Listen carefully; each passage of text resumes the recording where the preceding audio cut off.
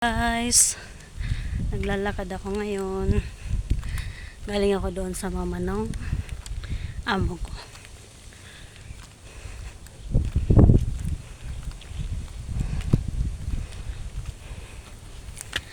Ay, exercise.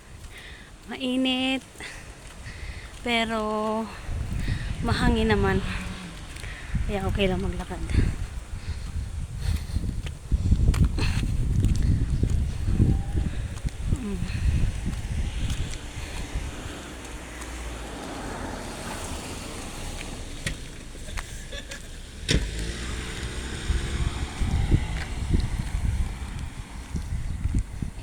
Pamparam pampam.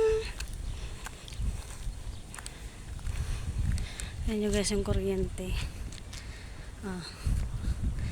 Sa Jordan, ganyan yung kuryente nila. Pero nung nasa Saudi ako, yung kuryente nila nasa ilalim ng lupa. Kaya kapag nagbaha doon, pwede magkaroon ng pwedeng makuryente yung mga maglalakad sa baha kasi nasa ilalim ng lupa yung kuryente. Ay, thank you Lord. Bagong kain kasi. Bagong kain tapos maglalakad, diba? Bira man ang mga sasakyan dito.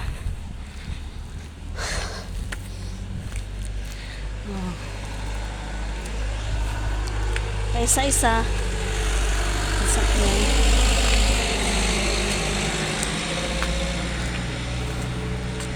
Pag ako nagkapera, magbili ako ng ano dito, ng motor. O kaya yung parang ano siya, scooter. Para kapag, ay sa bagay, pag nag-scooter ka kasi, wala ka na rin exercise kasi sa nakasakay ka lang. Maganda na to na exercise yung katawan. Lumalaki na yung tiyan. Palaki ng amo, tumataba.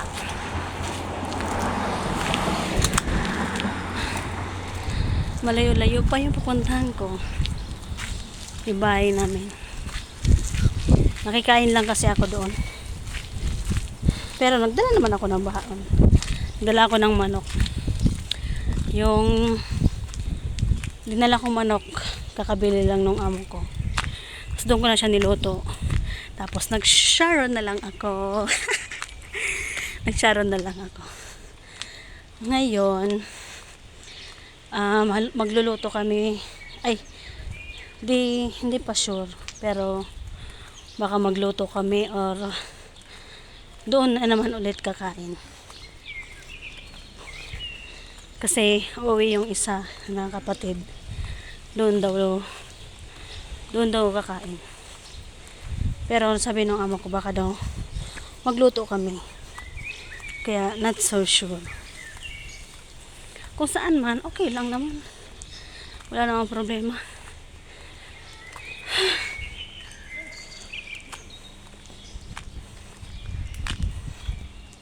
Tapos yung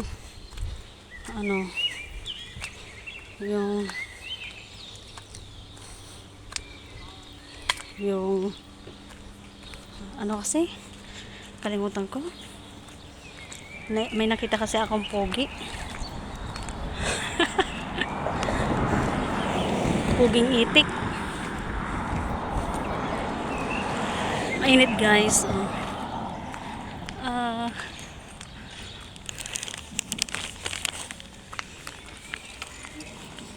Nag-aayos pala sila ng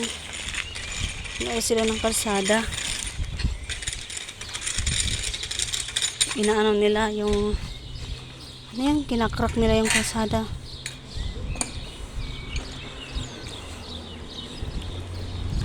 Okay, bye. Bye na guys.